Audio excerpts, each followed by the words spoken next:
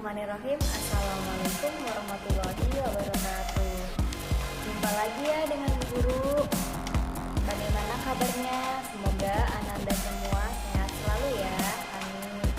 Untuk materi hari ini kita akan belajar tematik tema 3, subtema 2. Sebelum memulai materi hari ini, terlebih dahulu kita membukanya dengan lafaz basmalah. Bismillahirrahmanirrahim.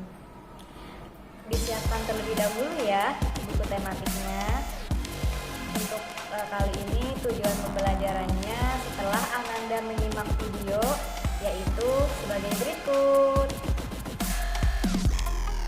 Tujuan pembelajaran yang pertama, siswa mampu mengidentifikasi perbedaan iklan media cetak dan iklan media elektronik. Yang kedua, siswa mampu menjelaskan macam-macam penyebab gangguan pada pencernaan. Pada pertemuan yang lalu, Bu Guru sudah membahas ya mengenai iklan. Iklan itu ada yang berdasarkan media elektronik dan berdasarkan media cetak.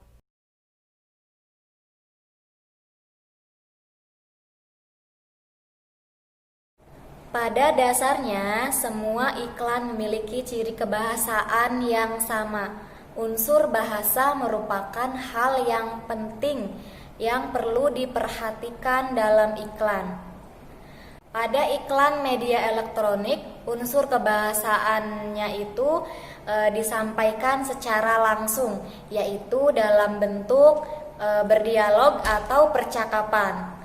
Sedangkan pada media cetak, unsur kebahasaannya disampaikan secara tertulis, sehingga masyarakat dapat mengetahui isi dalam iklan tersebut.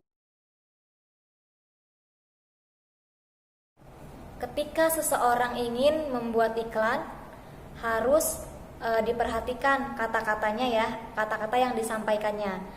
Nah, kata-kata itu merupakan kekuatan dalam iklan. Saat membaca atau menyaksikan iklan, setiap kata yang ada dalam iklan tersebut perlu untuk diperhatikan. Bahkan saat mendengarkan iklan di radio, kata-kata merupakan hal yang paling utama yang terdapat dalam iklan. Penyampaian iklan di radio sangat mempertimbangkan kejelasan kata dan kalimat yang diucapkan. Jadi sangat penting ya memperhatikan kata-kata yang akan disampaikan, yang akan dibuat pada iklan tersebut. Berikut ini contoh iklan media elektronik. Kita amati ya videonya. Indonesia merupakan salah satu negara agraris penghasil bahan pangan terbesar di dunia. Sudah semestinya penduduk Indonesia dapat tercukupi kebutuhan pangannya. Akan tetapi, menurut data WHO, masih terdapat lebih dari 2,7 juta kematian yang disebabkan karena kurangnya gizi seimbang yang dibutuhkan oleh tubuh, terutama kurangnya mengonsumsi sayur dan buah. Kurangnya kesadaran masyarakat akan pentingnya mengonsumsi sayur dan buah dapat mengakibatkan tubuh kekurangan nutrisi, seperti vitamin, mineral, serat, dan ketidakseimbangan asam basa tubuh.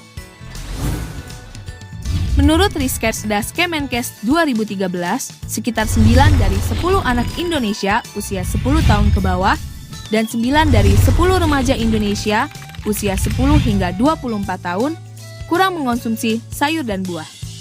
Padahal, kurangnya mengonsumsi sayur dan buah dapat menimbulkan berbagai macam penyakit seperti kanker prostat, kanker usus, jantung koroner, gagal ginjal, hipertensi, diabetes, dan obesitas. Untuk menghindari hal tersebut, masyarakat Indonesia perlu menyadari sedari dini pentingnya mengonsumsi sayur dan buah dengan porsi yang cukup setiap hari, agar tubuh kita sehat, aktif, dan terhindar dari berbagai macam penyakit. Mengonsumsi sayur dan buah juga merupakan bagian penting dalam mewujudkan gizi seimbang. Adapun salah satu cara untuk mengonsumsi sayur dan buah dengan porsi yang tepat adalah dengan memperhatikan porsi pada piring makanku berikut ini. Badan Kesehatan Dunia atau WHO secara umum menganjurkan konsumsi sayur dan buah untuk hidup sehat sejumlah 400 gram per orang per hari, yang terdiri dari 250 gram sayur setara dengan 2,5 porsi sayur yang telah dimasak, dan 150 gram buah setara dengan 3 buah pisang Ambon. Bagi orang Indonesia, dianjurkan konsumsi sayuran dan buah-buahan 300 hingga 400 gram per orang per hari bagi anak balita dan anak usia sekolah, dan 400 hingga 600 gram per orang per hari bagi remaja dan orang dewasa. Saat ini, masyarakat tidak perlu khawatir akan harga sayur dan buah yang relatif mahal, karena banyak sayur dan buah asli Indonesia yang masih terjangkau harganya, seperti bayam, kangkung, pepaya, pisang, semangka, dan lain-lain. Kita juga dapat memanfaatkan pekarangan rumah kita untuk ditanami sayur dan buah. Selain untuk berhemat, menanam sayur dan buah di pekarangan rumah sendiri juga dapat mempercantik dan memperindah taman kita. Bagi para orang tua yang anaknya susah untuk makan sayur dan buah, tidak perlu khawatir lagi. Kini, sudah banyak inovasi kuliner yang dapat dibuat dengan memanfaatkan sayur dan buah, seperti perkedel jagung, es buah, dan sebagainya. Biasakanlah mengonsumsi sayur dan buah setiap hari, menuju keluarga sehat dan Indonesia sehat.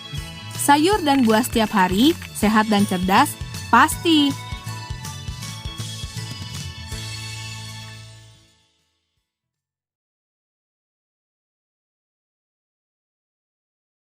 Berikut contoh iklan media cetak.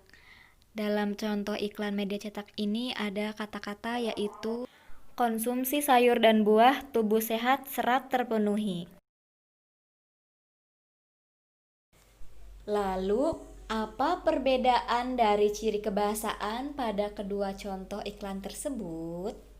Perbedaannya adalah iklan pada media elektronik disampaikan secara langsung dalam bentuk gambar dan suara, sedangkan iklan media cetak disampaikan hanya dalam bentuk tulisan yang ada pada iklan tersebut. Dari contoh iklan tersebut menunjukkan bahwa kita harus mengkonsumsi makanan sehat dan makanan yang bergizi. Kurangnya mengkonsumsi makanan sehat dan bergizi akan menyebabkan gangguan sistem pencernaan, antara lain membeli makanan di lingkungan kotor. Kemudian kurangnya mengkonsumsi makanan yang berserat seperti buah dan sayur, pola makan yang tidak teratur dan menunda waktu makan, dan yang terakhir terlalu banyak mengkonsumsi makanan yang mengandung gula. Nah, itu penyebab gangguan sistem pencernaan jika kita tidak mengkonsumsi makanan yang sehat dan bergizi. Ketika kita tidak memperhatikan makanan yang kita makan, tidak sehat atau kurang bergizi, kemudian tidak teratur juga kita mengkonsumsi makanannya, maka akan menimbulkan gangguan pada organ pencernaan. Apa aja sih gangguan pada organ pencernaan? Yang pertama, emah. Penyebabnya aktivitas lambung yang mengikis dinding permukaan lambung karena tidak adanya makanan yang dicerna. Kemudian gejala emah ini rasa perih dan nyeri pada perut. Cara mengatasi emah ini, makan secara teratur, hindari makanan yang pedas dan asam. Kemudian gangguan yang kedua, ulkus. Penyebab peningkatan kadar asam lambung, pola makan yang tidak teratur, atau infeksi bakteri. Gejalanya nyeri dan perih pada perut. Cara mengatasi gangguan ini yaitu memakan makanan yang berserat dan bersih, mengatur pola makan. Kemudian gangguan yang ketiga yaitu kolik. Penyebabnya infeksi, kualitas makanan yang buruk, alergi makanan tertentu. Gejalanya nyeri pada bagian perut bawah, kram dan mual. Cara mengatasi gangguan ini yaitu mengkonsumsi makanan yang bersih dan minum obat sesuai resep dokter. Gangguan yang keempat yaitu sariawan. Penyebabnya luka karena sakit gigi, luka karena tergigit, kekurangan vitamin C, atau infeksi oleh bakteri. Nah, gejalanya perih dan tidak nyaman saat kita makan. Cara mengatasi gangguan ini yaitu minum obat sariawan dan mengkonsumsi makanan yang kaya vitamin C. Kemudian gangguan yang terakhir yaitu sakit gigi. Penyebabnya pembusukan gigi, infeksi bakteri, kebersihan gigi yang tidak terjaga. Gejala gangguan ini yaitu nyeri, pusing, atau demam. Cara mengatasi sakit gigi yaitu memeriksa ke dokter dan meminum obat sesuai anjuran dokter. Setelah tadi Bu Guru menyebutkan mengenai gangguan organ pencernaan, nah selanjutnya juga ada gangguan pada organ pencernaan ya. Apabila makanan kita tidak sehat dan kurang bersih, maka akan menyebabkan gangguan pada organ pencernaan ya. Nah, di sini ada dua. Yang pertama, diare. Penyebabnya infeksi bakteri tidak cocok terhadap makanan tertentu atau alergi makanan. Kemudian yang gejalanya yaitu buang air besar terus-menerus, dehidrasi, demam. Bagaimana cara mengatasi diare ini? Cara mengatasinya yaitu minum larutan oralit. Kemudian yang kedua, konstipasi. Penyebabnya kurang asupan air dan makanan yang berserat, serta terganggunya pola makan. Gejalanya sulit buang air besar. Bagaimana cara mengatasinya? Cara mengatasinya yaitu minum obat antisembelit dan mengkonsumsi makanan yang kaya akan serat. Ananda yang soleh dan soleha, tetap jaga kesehatan ya dengan mengkonsumsi makanan yang sehat dan bergizi. Tetap menjaga pola makannya yang teratur ya, disertai dengan mengkonsumsi sayur-sayuran dan buah-buahan agar kita terhindar dari berbagai macam penyebab gangguan pencernaan. Kita akhiri materi hari ini dengan membaca lafadz hamdalah. Alhamdulillahirabbil alamin.